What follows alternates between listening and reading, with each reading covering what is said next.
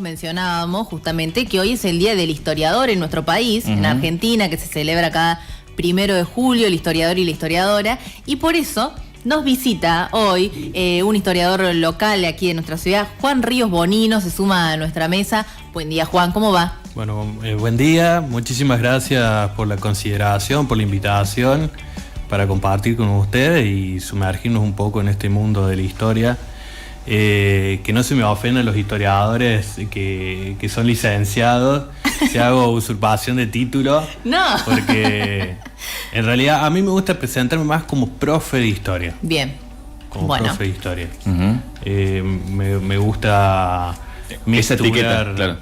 Mixturar, porque creo, venía pensando cuando venía para acá, que la historia sin la existencia de un otro no tiene sentido.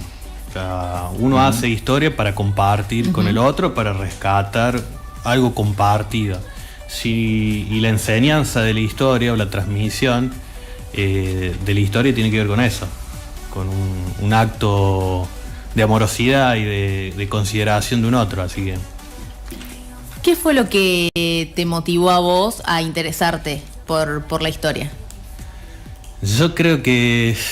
Qué pregunta, nos ponemos metafísico, filosófico. ¿De dónde viene ese interés? Sí, de niño creo que había ya una semilla ahí que tiene que ver con la curiosidad. A mí me gusta mucho pensar la historia desde la posibilidad de hacerse preguntas. Y desde niño tenía esa curiosidad. Y bueno, a medida que fui creciendo la fui orientando y encontrándome con la geografía, encontrándome con la cartografía, los atlas, y a partir de ese mundillo era un niño, tengo que admitir que era un niño bastante ñoño, digamos, coleccionaba estampillas, monedas, entonces la numismática y la filatelia lleva también como hobby a contextualizar eso.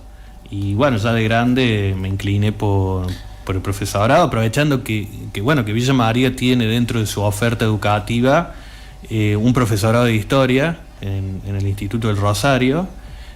Antaño, hará unos 25 o 30 años, el Víctor Mercante también tenía profesorado de Historia y Geografía, pero actualmente es la única institución en la ciudad y en la región que tiene esa propuesta, lo cual me parece, y teniendo en consideración este día, muy rico en ese sentido. Ahora, ¿no hubo un familiar, una maestra, un docente que te sembró esa semillita, o fue todo por tu cuenta?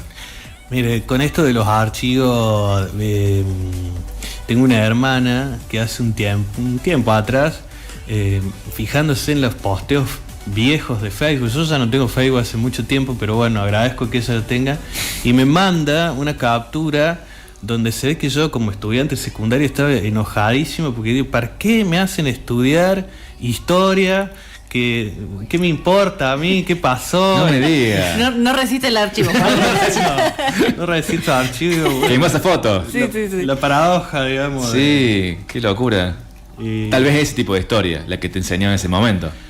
Bueno, eso está bueno porque por ahí yo soy docente, doy en distintos niveles y eso da la posibilidad también de dialogar con personas de distintas edades. Doy clases en un secundario con chicos de 14, 15, 16, pero también en secundario para adultos, en el profesorado, que ya también tienen otra trayectoria escolar, y uno dialoga constantemente, y la primera pregunta que te hace el chico es: ¿y esto para qué me sirve?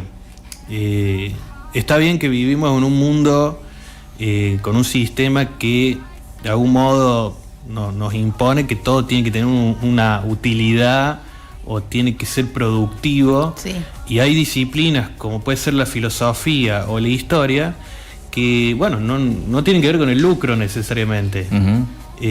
Incluso los tiempos de estas disciplinas son totalmente contraproductivos, porque en un mundo donde vivimos inmersos en la vorágine, donde cada vez se aceleran más los ritmos de la vida, la historia precisa como ciencia, la templanza, la paciencia, nada, digamos, que vaya. Creo que sí, hemos cambiado la story del Instagram por la historia. Entonces, el Claro. tiempo de una historia de Instagram, que son 30 segundos, cuanto mucho 1 minuto, no permite que uno aprenda, con H de por medio, el sentido profundo del aprendizaje de la historia. Ujú. ¿Y cómo se genera, vos siendo docente, cómo generas ese interés en los estudiantes por la historia? ¿Es difícil? Es todo un desafío y obviamente cada grupo tiene sus particularidades. A mí lo que me sirve es traer la historia más a la proximidad. Hay desde hace ya varias décadas con lo que es la historia local o la microhistoria, la historia oral también, toda una perspectiva que acerca. Entonces, de pronto, si yo, como parte del diseño curricular, tengo que dar el antiguo Egipto, tomo el río Nilo como elemento constitutivo de la cosmovisión egipcia y lo traigo a las experiencias que tienen los estudiantes con el río Talamochita. ¿Qué Claro. importancia tiene para vos? ¿Qué recuerdos personales tenés vos en relación al río o tu familia? Y a partir de eso sí nos vamos hacia otra cultura y otro Claro. tiempo. Yo me acuerdo- Hacerle una bajada sí. local para generar ese interés de cercanía en el estudiante. Claro, me acuerdo de la primera clase de historia en secundario fue, bueno, después de las presentaciones, todo, hacer la propia historia personal y familiar. Ajá. Y después la tenemos que oralmente exponerla ante todos los alumnos, ante todos los compañeros, quiero decir.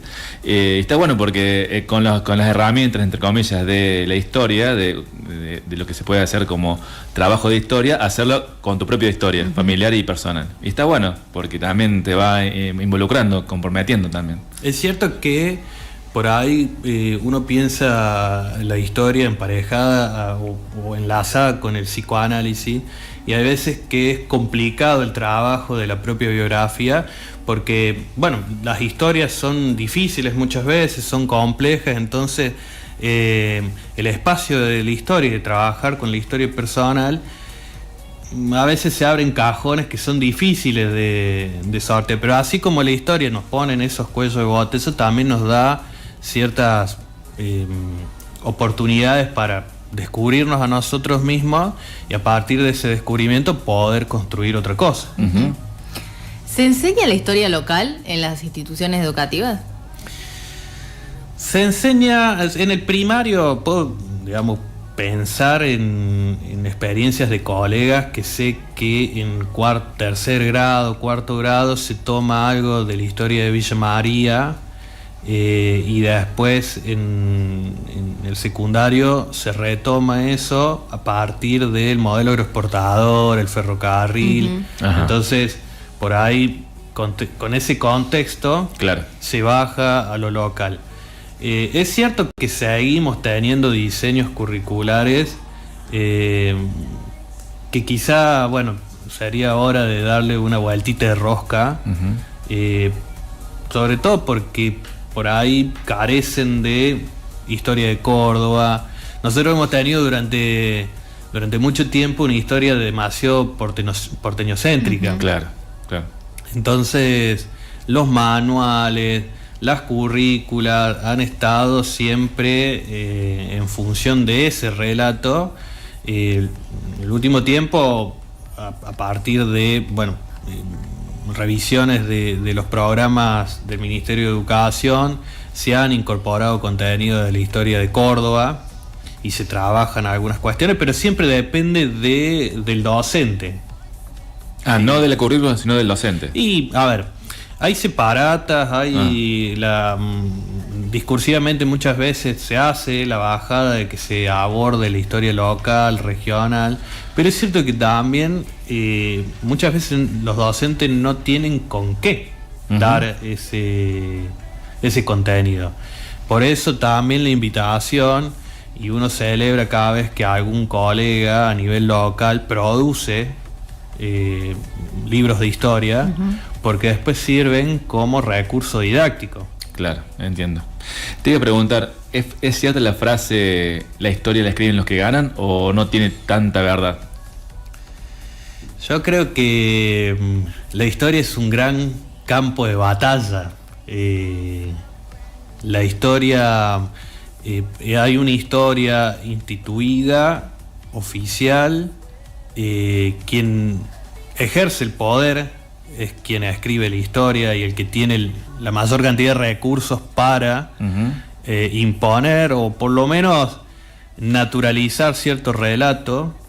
Y es cierto que la historia, o el poder muchas veces, el poder lo digo así en términos abstractos porque no necesariamente tiene que ver ni con un partido político en particular, ni con un momento, digo, lo mismo que se hace en el Estado moderno lo hacían los reyes, claro, y sí, en sí. otros tiempos, la necesidad de crear un relato identitario que cohesione, que legitime la práctica política. Entonces muchas veces el poder de turno le echa mano a la historia, digamos. Es la manera de crear, de naturalizar, de normalizar determinadas prácticas sociales.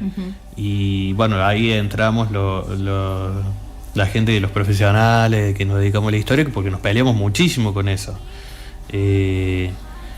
Enhorabuena también, y vuelvo a esto de la pregunta y la reflexión histórica, porque digo, el historiador es lo más parecido a un detective que pueda haber.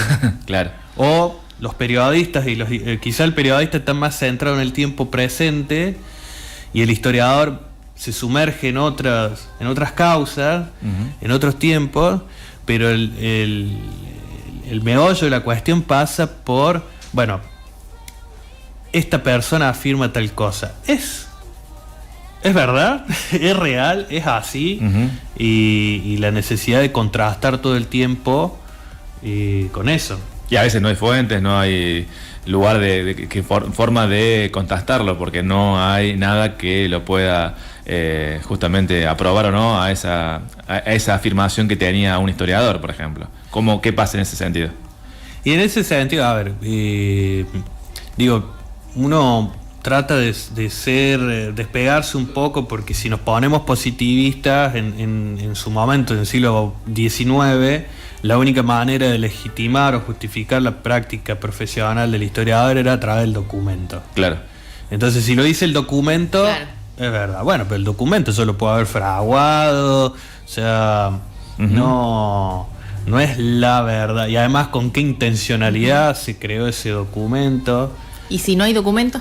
Y si no hay documento, ¿qué pasa? Por eso el historiador le echa mano a múltiples fuentes. O sea, cualquier cosa, objeto que sirva a la reconstrucción de ese pasado es tan válido. Yo puedo tomar esta mesa en tanto y en cuanto me sirve a un objeto de estudio. Siempre depende de la selección. Y ahí me parece que está bueno, porque muchas veces uno se encuentra incluso como docente que dice, bueno, pero tienen que enseñar la historia completa, o vos tenés que ser neutral al enseñar historia. Y la realidad es que uno puede ser objetivo en términos científicos, es decir, la historia, al igual que otra ciencia, tiene un método, sigue determinadas pautas y hay criterios profesionales, pero hay una intencionalidad. A mí me interesan cosas que quizá a colegas no. Yo hago una selección de fuentes. Entonces, la pretensión de objetividad o de totalidad... Claro, sigue siendo una ciencia social, no es una ciencia exacta la historia. O sea que no se puede llegar a una objetividad completa. No, uno tiende, digamos, busca eso. Sí creo que por ahí, en esto de contrastar las fuentes... tenemos en claro de que, bueno, a ver, esto lo dice Juan Sella, a ver cómo reconstruyo, qué dice la compañera en función de una experiencia compartida. Y las percepciones son subjetivas. Sí, en las últimas décadas, por ejemplo, también surgió la técnica de la historia oral, que hay grandes debates, digamos, en el seno de la propia disciplina, pues decir, bueno, ¿hasta qué punto uno puede volver atrás? En un momento se hace 50 años. Pero la historia oral, por ejemplo, te permite recolectar testimonios de personas con las que todavía podemos compartir. Y bueno, esa perspectiva, aunque subjetiva, es de suma utilidad para después, conjuntamente con otras fuentes, poder caracterizar una época. Claro, tal cual. ¿Cómo influye el presente en cómo miramos el pasado? Es una muy buena pregunta, porque en realidad creo que siempre asociamos la historia con el pasado. Uh-huh. Y la historia tiene que ver más con el presente que con el pasado. Las generaciones, la historia el relato histórico se va reconstruyendo continuamente. Entonces, las preguntas que nuestra generación o la sociedad contemporánea se hace son muy distintas a las preguntas que podría haber tenido la sociedad hace 100, 80 años atrás. Uh-huh. Lisa y llanamente porque han cambiado muchos aspectos. Entonces, de pronto, para nosotros hoy, el impacto de la inteligencia artificial o de las redes sociales en las formas de vinculación nos genera interrogantes, pero hace 80 años no, porque no existía esa tecnología. Y del mismo modo, lo pongo en ese ejemplo un poco más tosco, pero un mismo hecho como puede ser la Revolución de Mayo podría ser evaluado o analizado hoy en función de otras perspectivas. Al igual que otras disciplinas científicas, la historia no es concluyente. Siempre aparecen nuevos trabajos de historiadores que, bueno, vierten luz sobre algún aspecto hasta el momento ignorado. Vos, aparte de profesor, ¿estás trabajando actualmente en algo relacionado a un proyecto histórico, no sé si local o provincial? Y hace mucho que no, o sea, formo parte de la actual comisión directiva del Instituto Municipal de Historia. Uno siempre está en relación con, o aparece en proyectos escolares, o por ahí hay mucho cooperativismo, porque, dentro del instituto, en general es ad honorem, lo hacemos por amor al arte. En general los profes nos vamos compartiendo información y tiene mucho de eso, de tejer entre todos.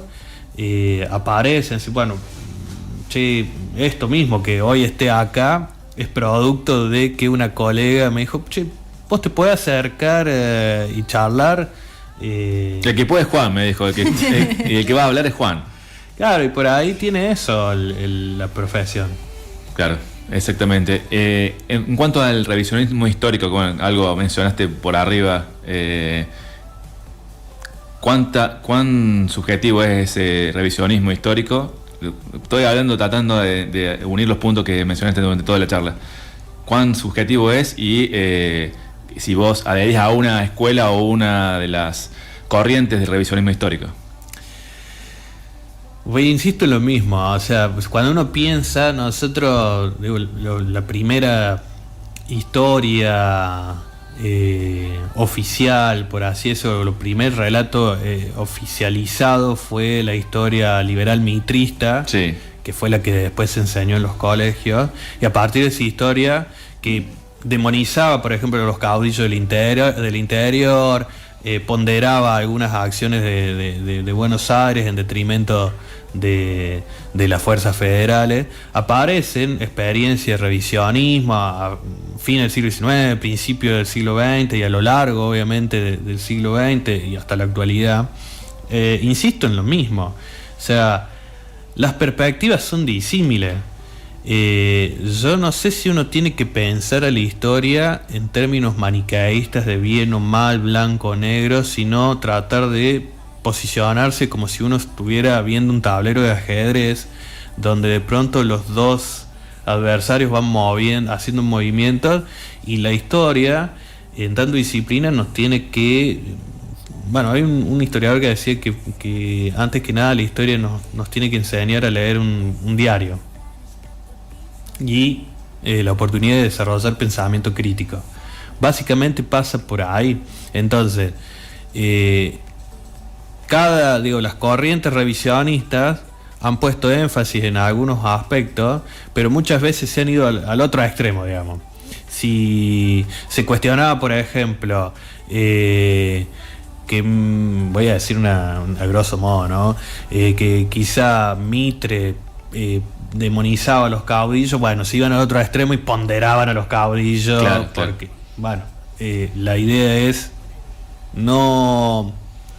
Yo creo que sería el justo medio aristotélico, es decir, bueno, a ver, tal escribió tal cosa, tal otro brinda esta perspectiva y a través de eso arribar a una síntesis, claro, que nos permita, bueno, hay mucha mentira, digamos. ¿Ah, sí? Sí, hay, y de ahí, digamos, la importancia de la historia como oportunidad de desarrollo de pensamiento crítico. O sea, no es tanto lo que uno puede aprender en función del diseño curricular, de decir, bueno, tengo que memorizar fechas, nombres propios, sino aprender cuál es el sentido profundo de la historia, que tu tránsito por el espacio de historia te sea de utilidad para poder mirar un graph de un noticiero y entender desde dónde te están hablando. Claro, exactamente. ¿Y te ha pasado algo en cuanto a experiencia áulica con un alumna, un estudiante que te haya sorprendido a una intervención que haya tenido respecto a la historia? ¿Que no, recuerdas? No me ha pasado. Creo que también uno tiene que... sí, he escuchado con colegas o compañeros que han dicho, bueno, yo me peleaba con mi profe de historia porque, no sé, era profundamente radical, entonces yo era de familia peronista y, claro, y me gustaba ir a pinchar. Bueno, puede suceder. Creo que parte, y ahí yo haría la distinción entre el historiador o la historiadora, que en general hace un trabajo bastante solitario, de archivo, académico, entonces es cierto que demanda muchas horas de eso, de estar rodeado de cajas con papeles amarillentos, de el docente de historia, que bueno, le toca el diálogo con ese otro que bueno, que por ahí lo que escucha en la casa, lo que habla con los amigos, lo que escucha en el noticiero, lo que vio en TikTok, se pone en juego en la clase de historia. Y yo creo que es el lugar saludable donde se tienen que dar esas discusiones en un contexto de vida democrática. O sea, el espacio de historia es un espacio de discusión política y no nos tiene que asustar eso. Claro. Por eso cuando uno escucha de pronto esas expresiones de tipo, bueno, adoctrinan a los chicos. No, yo no hago proselitismo ni hago bajada de línea en el aula. Lo que hago es generar las condiciones para que se puedan poner en discusión esas ideas. Y después, si el chico quiere ser peronista, radical, libertario, o lo corremos del ámbito político partidario, si después la familia o él elige determinado credo religioso, está bárbaro. ¿Has estudiado mucho la historia de Villa María? No sé si he estudiado mucho, sí, ante determinados desafíos me ha tocado. De hecho, me olvidé, iba a traer para compartir el prólogo de Pablo Granado, que es historiador por antonomasia de Villanueva. O sea, su libro es Villanueva, un pueblo con historia. Bueno, de este lado del río lo hemos tenido a Bernardino Calvo, a Pedernera y tantos otros más. Digo, menciono eso porque han sido como los emblemáticos, sí, que han aportado muchísimo desde el periodismo, pero también desde la escritura de la historia local. Y quería traer para compartirles un fragmento que me gusta mucho de Granado, donde él dice que las historias de los pueblos las hacen los hombres y mujeres que día a día viven en esas localidades. Que tanto el albañil que construye la vereda de una plaza, como a quien le enseña al hijo a ganarse el pan, hacen la historia de una comunidad, que no se limita únicamente a estos nombres que por circunstancias logran ciertos roles a nivel social, sino que bueno, me gusta mucho porque... Es como el poema de Bertolt Brecht también. Exactamente. Es muy similar. Es la misma lógica del poema. Es decir, bueno, cuando uno se hace la pregunta, pues no me acuerdo ahora qué personaje histórico toma Brecht, pero dice, bueno, si uno se hace la pregunta por Alejandro Magno, digo, Alejandro Magno también tenía un cocinero. ¿Cómo se llama el cocinero? Claro. ¿Qué cocinaba? ¿Qué comía? Sí, las pirámides de Egipto, ¿quién las hizo? No lo hizo el faraón, sino que le hicieron los obreros que crearon esas pirámides. Es como darle otra perspectiva. Está bárbaro que aparezcan en el bronce las placas que dicen que durante tal gestión se hizo esa escuela, pero bueno, a ver, el gobernador de turno no puso los ladrillos para que... Fue un albañil. Entonces, la historia la hacen los pueblos. Después, obviamente, hay lugares donde se escriben relatos históricos que no necesariamente reflejan la realidad del pueblo. A lo Baglietto, ese hombre trabajó, quien escribirá su historia. De tanto estudiar historia por diferentes momentos de la historia, no sé qué rama será la que más te interesará, pero si tuvieses que elegir un momento histórico que te hubiese gustado presenciar en vivo, ¿cuál sería? Viaje al futuro. Sería Al pasado, en este caso. Viaje al Volver al pasado. Ay, qué pregunta. Lo que pasa es que a mí siempre esas preguntas se me complican porque... Son muchos Claro, momentos. son muchos, sí. Me gusta, y lo hablaba con una colega hace un tiempito atrás, que ella se dedica, es profe de historia, es investigadora, y ella me mostró cuando yo estudiaba en el profesorado las historias de las mentalidades dentro de la historia. Hay distintas ramas, está la historia económica, la historia política, y una rama que es la historia de las mentalidades, que aborda las representaciones mentales, se va más para el lado de lo cultural. Entonces, ¿cuáles son las representaciones mentales, por ejemplo, que subyacen a prácticas cotidianas? Particularmente ella, por ejemplo, aborda lo que es la historia de la muerte. O sea, ¿qué creencias subyacen a determinadas prácticas o ritos en torno a la muerte?